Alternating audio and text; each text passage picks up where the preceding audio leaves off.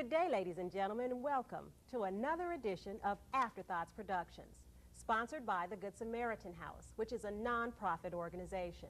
I am Karen Shepard Grimes, and as always, we'll have a word of inspiration read by none other than Rev Braxton Berkley. The Lord is my light and my salvation. Whom shall I fear? The Lord is the strength of my life. Of whom shall I be afraid? King David spoke those words in the midst of trouble, in the midst of troubled times, and it carried him through. And we're going to go to another word, hero, and it's coming from the American Heritage Dictionary. One noted for feats of courage or nobility of purpose, especially one who has risked or sacrificed his life, a person prominent in some event, field, period, or cause by reason of special achievements or contributions. Thank you. That's really encouraging, and you might ask yourself, well, who are my heroes? Surely your parents. Many times we look at heroes as being people who have lived before us, and we read about them in history books, or we hear about them belatedly after they've lived their life and passed. We're glad to have with us today two gentlemen we've had on previous shows, individually and together, and we promised them that we were going to have them again and again and again, and so we have Joe Edmonds and Joe Jackson. Welcome, both of you. Thank you. Hero. Who were some of your heroes when you were growing up? Who do you think about when you hear about a hero? I'll let Joe Jackson answer that one. Okay. My hero really was Martin Luther King. Martin Luther King was a man that gave his life for a cause, for our people. Mm-hmm. Sort of like, you know, I was in the military for 20 years, you know, and when you're in the military, you put your life on the line. You never know when they're going to call you to do something that you may or may not come back from. So when he lost his life for the cause of civil rights, for our race and the country as a whole, you know, I took a lesson from that. Mm-hmm. Okay, and that's not something to be taken lightly. So, you know, and I kind of put that with my career in the military of trying to get through 20 years Of military service? Yeah, of military service. Well, that's certainly heroic. And put, you know, so that to me is, you know, it was a pittance to be able to get through, you know, after looking at what he had gone through, and the many times they tried to turn him around and so forth, and ultimately losing his life for a cause. For okay? a cause. Okay, so that's he is my initial hero.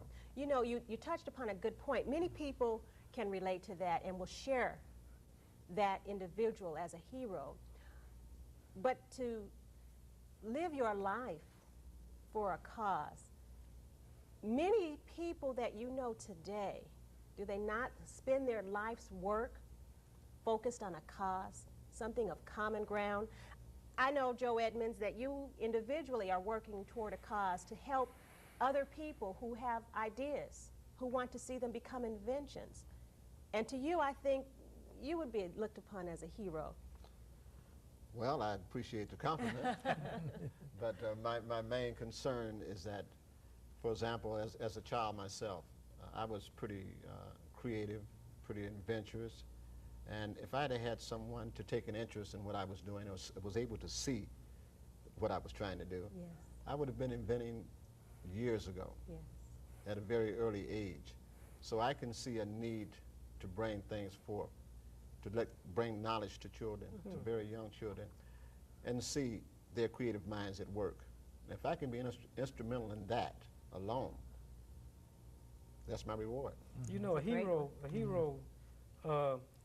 Martin Luther King, I have the same feelings about Martin Luther King that Joe Jackson has, but I'll also take it a step further. A hero could be a person, your neighbor. It could be someone in your family.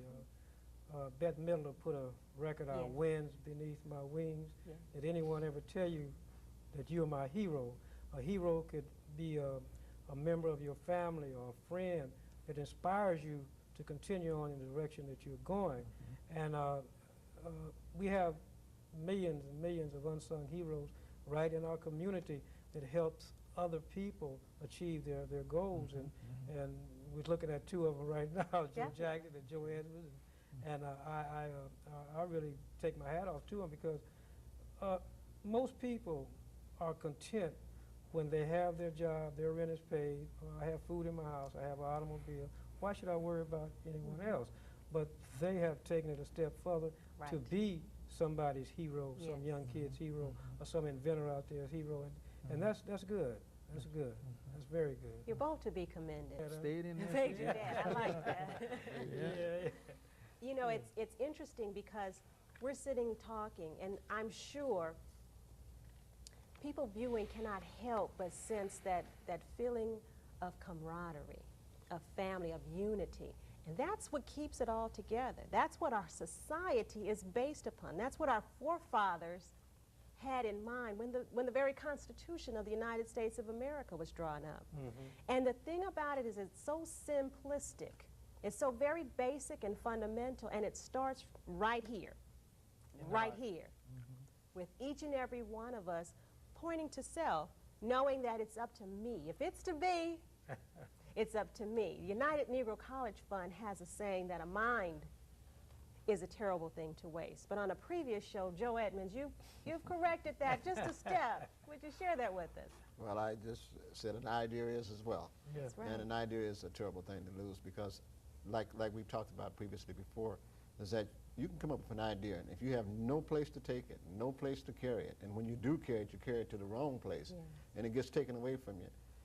It destroys you. You know, it really destroys you. If you're not a strong person, and if you're not persistent, that's going to be lost forever. Your creativity is going to be lost forever. And once that's lost, it's hard to capture that